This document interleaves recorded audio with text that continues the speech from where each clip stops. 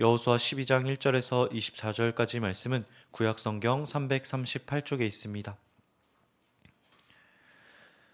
저희 이 말씀 한 절씩 돌아가면서 읽고 마지막 절 함께 읽도록 하겠습니다. 이스라엘 자손이 요단 저편 해돋는 쪽 곧 아르논 골짜기에서 헤르몬 산까지의 동쪽 온 아라바를 차지하고 그 땅에서 쳐 죽인 왕들은 이러하니라.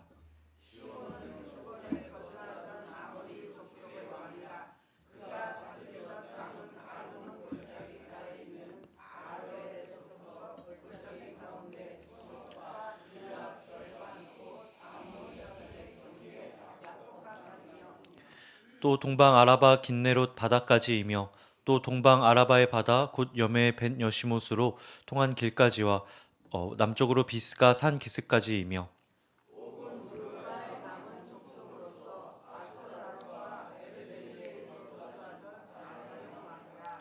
그가 다스리던 땅은 헤르몬 산과 살르가와 온 바산과 및 그술 사람과 마아가 사람의 경계까지의 길르앗 절반이니 헤스본 왕 시온의 경계에 접한 곳이라.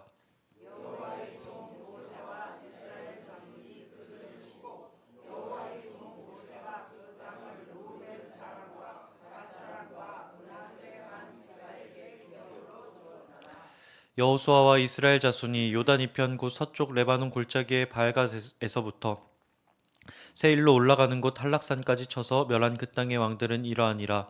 그 땅을 여호수아가 이스라엘의 지파들에게 구분에 따라 소유로 주었으니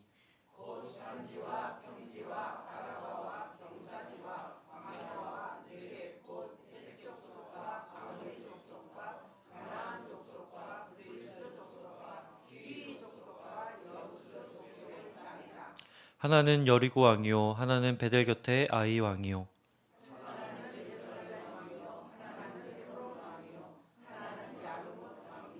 하나는 라기스 왕이요 하나는 드빌 왕이요 하나는 게델 왕이요 하나는 림나 왕이요 하나는 아둘람 왕이요 하나는 답부아 왕이요 하나는 헤벨 왕이요 하나는 마돈 왕이요 하나는 하솔 왕이요 하나는 다낙 왕이요 하나는 무깃도 왕이요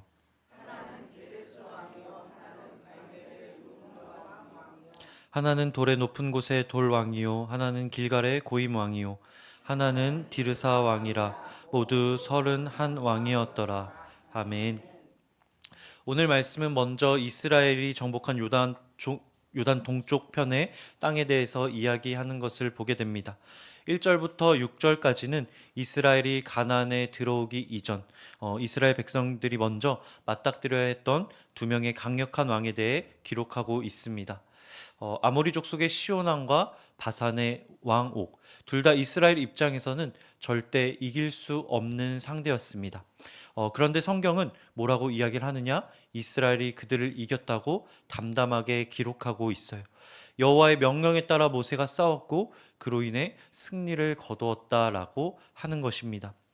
그런데 중요한 것은 이들의 승리가 갑자기 뚝 떨어진 기적이 아니었다라고 하는 거예요. 하나님께서 어느 날 갑자기 그 땅에 가서 그 땅을 차지하라라고 말씀한 것이 아니었습니다. 그보다 훨씬 오래전 하나님께서 아브라함에게 약속하신 말씀이 있었어요. 창세기 12장 7절입니다.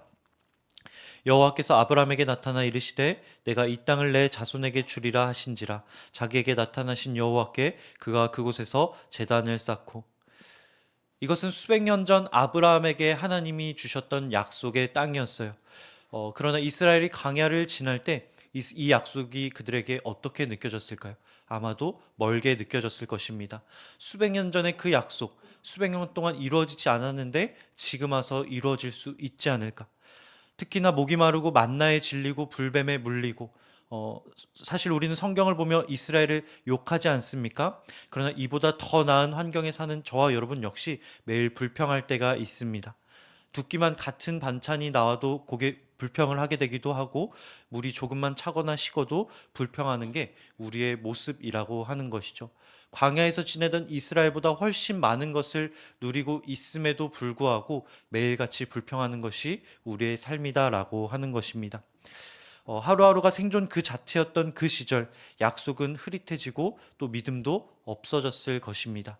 그런데 하나님께서 바로 그러한 순간에 시온과 옥을 이기는 그 승리를 주시면서 이스라엘에게 이렇게 말씀하세요.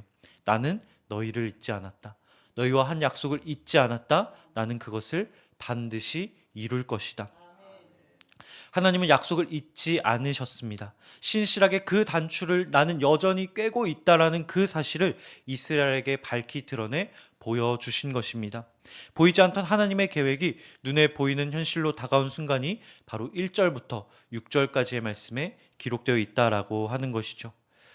우리가 믿는 하나님은 약속만 하는 분이 아니십니다. 그 약속하신 것을 반드시 이루시는 분인 줄 믿습니다. 때로 우린 하나님의 약속이 너무 느리게 이루어진다라고 생각해요. 기도는 오래되었고 불평과 불만이 쏟아질 때가 있습니다. 그러나 하나님은 언제나 신실하게 정확하게 반드시 이루십니다. 오래된 약속도 잊지 않고 반드시 이루신다라고 하는 것이죠. 그 하나님을 의지하며 나아가는 믿음이 우리에게 있길 간절히 소망합니다. 이제 7절부터는 요단 서편, 다시 말해 본격적인 여호수아를 통해 이루어진 가나안 땅 정복 이야기가 시작되는 것을 보게 됩니다. 모세가 죽고 이제 여호수아가 이스라엘의 지도자가 되었어요. 든든한 기둥이었던 모세를 잃게 되었습니다. 그 모세를 대신해 여호수아가 과연 이 이스라엘을 잘 이끌어갈 수 있을까라고 하는 의문이 그들 가운데 있었을 것입니다. 이스라엘 백성뿐 아니라 여호수아 자신에게도 있지 않았겠습니까? 그러니 거듭해서 하나님께서 담대하라라고 말씀하는 것이죠. 이미 담대했다라고 한다면 그런 말씀을 하지 않으셨을 거예요. 마음 가운데 두려움이 계속해서 일어나셨기 때문에 1장에서만 8번, 그리고 그 후에도 계속해서 여호수아에게 말씀하셨을 것입니다. 그런데 7절은 뭐라고 이야기하느냐? 이렇게 이야기합니다. 여호수아와 이스라엘 자손이 요단 이쪽 곧 서쪽에서 쳐서 멸한 땅의 왕들은 이러하니라.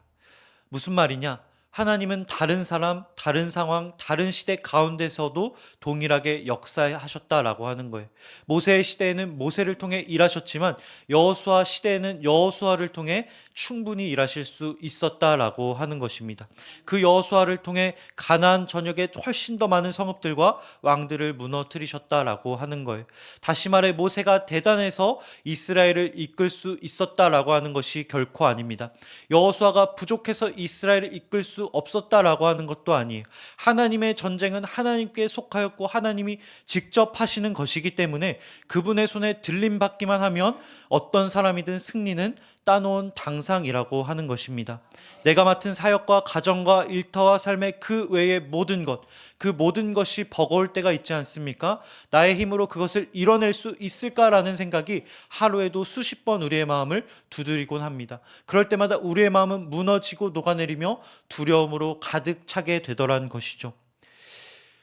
저 사람이면 훨씬 더 잘할 수 있을 것 같은데, 저 사람의 능력을 내가 갖고 있다고 한다면 내가 더 잘할 수 있을 텐데, 나는 이것을 다룰 능력이 없는 것 같은데. 그러나 성경은 우리에게 이렇게 이야기합니다. 여호수아 23장 3절 말씀 저희 다 함께 읽도록 하겠습니다. 여호와께서 너희를 위하여 이 모든 나라에 행하신 일을 너희가 다 보았거니와 너희의 하나님 여호와 그는 너희를 위하여 싸우신 이시니라. 아멘. 계절이 바뀌고 해가 바뀌지 않습니까? 이제 직장의 상사, 우리의 건강, 나의 감정, 우리의 재정 상태가 바뀌어도 문제가 없는 이유가 바로 여기에 있습니다. 그 모든 것이 바뀌어도 우리를 위해 싸우시는 분이 바뀌지 않기 때문에 그렇다라고 하는 것이죠. 눈에 보이는 상황이 불만스러워도 결국 결과는 승리이기 때문에 그렇습니다. 우리의 상황과 상관없이 말이죠. 이어지는 9절부터의 말씀은 이스라엘이 가나안 땅에서 정복한 31명의 왕들의 이름을 하나하나 열거하는 것을 보게 됩니다. 이런 목록을 볼 때마다 어떤 생각이 드시는지 모르겠어요. 왜 이런 목록이 필요할까? 이게 나랑 무슨 상관이 있지? 그냥 여호수아가 여러 왕들을 이겼더라 라고 간단하게 적으면 성경도 가벼워지고 좋지 않나? 라는 생각이 들 수 있을 것 같습니다. 그러나 여러분, 하나님은 결코 불필요한 기록을 남기시는 분이 아니십니다. 당시 이스라엘뿐 아니라 먼 미래의 이 책을 볼 우리에게도 이 목록이 필요하기 때문에 이것을 남겨두셨다라고 하는 것이죠. 이 목록이 우리에게 이야기하는 바가 있습니다. 그것은 무엇이냐? 은혜는 반드시 구체적으로 기억해야 한다라고 하는 것입니다. 하나님께서 이스라엘에게 베푸신 은혜는 어떠한 은혜였느냐? 막연한 느낌의 은혜가 아니었다라고 하는 거예요. 단순히 나의 마음을 잠시 흔들고 떠나가는 그런 은혜가 아니었다라고 하는 것입니다. 길갈에서 이기셨고 예루살렘에서 이기셨고 도시 하나하나마다 하나님의 개입이 있었지 않았습니까? 왕 하나하나마다 하나님의 구체적인 일하심이 있었다라고 하는 것이죠. 다시 말해 오늘의 이 기록은 이스라엘의 일기장인 거예요. 구체적인 승리의 역사가 담긴 역사책인 것입니다. 그들의 기념비이자 우리로 치면 간증문이다라고 하는 것이죠. 이 이름은 단순한 데이터가 아니라 하나님께서 쌓으셔서 이루신 은혜의 기록인 것입니다. 그 은혜는 반드시 구체적으로 기록되어야 한다라고 하는 것이죠. 반복적으로 기억되어야 한다라고 하는 것입니다. 어느 정도로? 지겨울 정도로 말이죠. 왜냐하면 우리는 본능적으로 그런 존재가 아니기 때문에 그래요. 우리는 본능적으로 어떠한 존재냐? 부정적인 기억을 더 오래 붙잡는 자들입니다. 좋은 일은 당연하게 여겨요. 나쁜 일은 억울하게 여깁니다. 추운 날씨는 억울하게 여기고 그 추운 날씨 가운데 따뜻한 옷을 입을 수 있는 것은 당연하게 여기는 것이 우리의 본성이라고 하는 것이죠. 우리의 마음은 응답받은 기도보다 그렇지 않은 문제를 더 크게 느끼더라는 거예요. 은혜가 아닌 문제에, 감사가 아닌 아픔에 훨씬 더 집중하더라는 것입니다. 이것이 이스라엘이 광야에서 끝없이 불평했던 이유입니다. 오늘 우리가 자주 그렇게도 낙심하는 이유예요. 받은 은혜는 흐릿해지고 눈앞에 문제만 또렷해지기 때문에. 모세와 이스라엘 백성은 분명 같은 경험을 하지 않았습니까? 같은 하나님의 기적을 경험했습니다. 그런데 왜 이스라엘은 무너지고 모세는 감사를 유지할 수 있었을까요? 모세는 계속해서 기록하고 기억했던 것입니다. 이 성경을 기록하며 그 하나님의 은혜를 계속해서 마음에 새겼기 때문이라고 하는 것이죠. 성경은 우리에게 이렇게 이야기합니다. 항상 기뻐하라, 쉬지 말고 기뻐하라, 범사에 감사하라. 또 이렇게 이야기합니다. 너희는 눈앞의 홍해를 보지 말고 너희를 구하실 하나님을 바라보아라. 이것이 바로 우리가 온 힘을 다해, 죽을 힘을 다해 은혜를 붙잡고 감사해야 되는 이유인 줄 믿습니다. 그러지 않으면 눈앞에 주님이 아닌 문제를 바라보게 되기 때문에 그래요. 감사가 아닌 불평으로 하나님의 싸움에 임하게 되기 때문에 그렇습니다. 그러기 위해 우리가 해야 할 일이 있다라고 하는 것이죠. 구체적으로 세세하게 내가 받은 은혜를 기록해 놓는 것입니다. 하나님이 언제 어떻게 나에게 일하셨는지, 내가 어떤 상황에서 무엇을 느꼈는지, 하나님 우리에게 어떻게 응답해 오셨는지. 그러지 않으면 어려울 때 꺼내볼 기록이 없는 거예요. 그때 와서 적으려고 하면 늦는다라고 하는 겁니다. 그때 와서 적어도 물론 다시 우리가 일어날 수 있지만 그만큼 더 오랜 시간이 걸린다라고 하는 것이죠. 물론 우리가 낭망에 있어도 주님은 우리를 위해 여전히 싸우고 계세요. 그러면도 일으키시며 승리를 주실 분이십니다. 여러분, 그러나 아실 거예요. 그 고난의 때에 불평으로 시간을 보내는 것이 얼마나 나를 더 무너뜨리고 좀먹는 일인지 잘 아실 것입니다. 나를 무너뜨리는 그 전쟁, 그러나 하나님께서 이미 승리하신 그 전쟁, 그것을 가장 빠르게 이기는 길은 무엇이냐? 불평이 올라올 때 나를 구하신 그 은혜를 기억하는 것입니다. 그 하나님을 죽기 살기로 붙잡고 감사로 나아가는 것, 그것이 전쟁을 가장 빠르고 평화롭게 이길 수 있는 방법이라고 하는 것이죠. 오늘 이 말씀, 이 12장의 말씀은 여호수아서 한가운데 있는 것을 보게 됩니다. 하나님과 함께 치열한 전투를 펼쳤던 전반부, 그리고 이제 후반부부터는 가나안 땅을 분배하기 시작해요. 승리의 몫을 누리고 나누기 시작하더라는 것이죠. 그 정중앙에 있는 것이 바로 이 12장의 기록입니다. 무슨 말이냐? 은혜의 기록. 그 은혜의 기록은 우리의 삶 정중앙에 있어야 된다라고 하는 것입니다. 감사의 마음과 삶이 저와 여러분 마음 정중앙에 있어야 된다라고 하는 거예요. 그것이 하나님께 우리의 삶을 올려드리는 방식인 것입니다. 그것이 영원히 지지 않고 승리하는 그 하나님의 백성이 되는 방법이다라고 하는 거예요. 감사의 때, 오늘 본문과 같이 승리한 때가 있지 않습니까? 이제 곧 그 땅을 누리게 될 기쁨의 때입니다. 그때 우리가 해야 될 일은 무엇일까요? 여호수아와 같이 이스라엘 백성과 같이 승리의 기록을 남겨두는 것입니다. 기쁨의 감정을 느끼는 데서 그치지 않고 그것을 마음 가운데 남기는 거예요. 우리의 마음에, 우리의 노트 가운데 내가 볼 수 있는 그 어딘가에. 반대로 어려움의 때에 우리가 해야 할 일이 있습니다. 그것은 무엇이냐? 우리가 기록했던 그 하나님의 일하심을 다시 열어보고 들추어 보며 붙잡기로 결단하는 것, 그것을 마음에 되새기는 것, 감사의 자리로 다시 나아가는 것. 그러다 보면 나도 모르는 사이에 우리의 전쟁은 끝나 있을 줄 믿습니다. 왜냐, 하나님께서 이미 승리하신 그 전쟁이기 때문에 그렇습니다. 그때 우린 다시 힘을 얻어 삶으로 나아가 하나님의 승리를 보게 될 줄 믿습니다. 우리의 느낌이 아닌 기억이 우리를 승리하게 합니다. 불평이 아닌 감사가 우리에게 토대가 될 때 우리를 위해 일하시는 주님을 보는 눈이 열리게 될 줄 믿습니다. 기도하겠습니다. 사랑해 주님, 감사합니다. 오늘도 저희에게 말씀해 주시고 우리의 삶에 담긴 하나님의 신실한 손길을 다시 기억하게 하여 주시니 감사합니다. 한 장 가득 적힌 그 이름들 속에 하나님의 일하심이 담겨 있고 승리가 담겨 있고 우리를 향한 은혜와 은혜의 마음이 담겨 있음을 보게 하여 주시니 감사합니다. 그 은혜를 너무 자주 잊는 우리를 위해, 눈앞에 문제에만 골몰하는 우리를 위해, 감사보다는 불평, 은혜의 기억보다는 감정에 휩쓸리는 우리를 위해 이 이름들을 친히 적어주신 주님, 우리의 삶의 중심에, 마음의 중심에 감사가 있게 하여 주옵소서. 우리를 향해 베푸신 그 은혜가 나의 토대가 되게 하여 주옵소서. 우리의 중심을 주님께 드립니다. 주님, 우리의 중심이 불평이 아닌 감사로 가득 채워지게 하여 주옵소서. 감사드리며 이 모든 말씀 우리 주 예수 그리스도의 이름으로 기도드립니다. 아멘. 하늘에 계신 우리 아버지, 아버지의 이름을 거룩하게 하시며 아버지의 나라가 오게 하시며 아버지의 뜻이 하늘에서와 같이 땅에서도 이루어지게 하소서.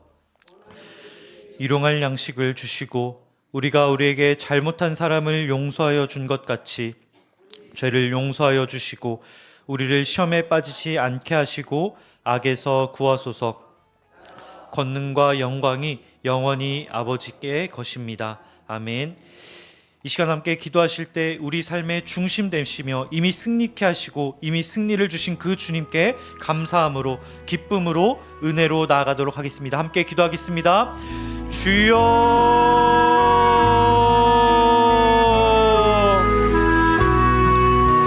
사랑의 주님, 감사합니다. 이미 승리하신 주님을 바라보며 감사로 나아가